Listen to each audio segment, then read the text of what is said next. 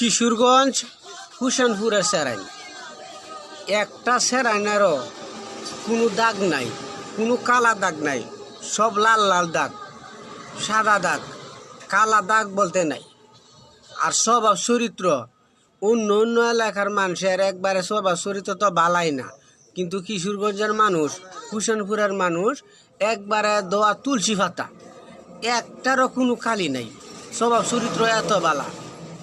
দেখুন আমরা পার্শ্ববর্তী টানা গহরগাঁও টানা জেলাও কইতারুন ডিস্ট্রিক্টও কইতারুন, যে বা মরলে এবার আপনারা কইতারুন, আমি গুছায় কইতারি না।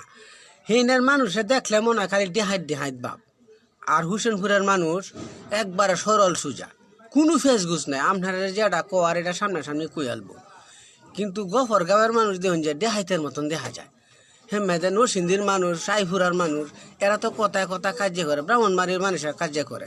আমরা কিশোরগঞ্জের মানুষেরা একটা মানুষের দেখাইন তো, হুসেনপুর থানার মানুষেরা দেখান তো একটু জোগ্রাফাসাতে আছে, একটা দেখাই তার ভাই। আমরা এমন চরিত্রের মানুষ, আমরা সরল সোজাভাবে চলি, খাইলে খাই, না খাইলে না খাই, কেউর কাছে হাত বাড়াই না, বুঝুন। আমরা এরকম স্বভাব চরিত্রের মানুষ, অন্য অন্য এলাকার মানুষের মতন না। আপনারা ভালো থাকবেন। একটা মানুষের যদি দাগ দেখাই তারুন তে কমেন্টে জানাইবেন, শেয়ার করে আরো মানুষের জানাই দিবেন।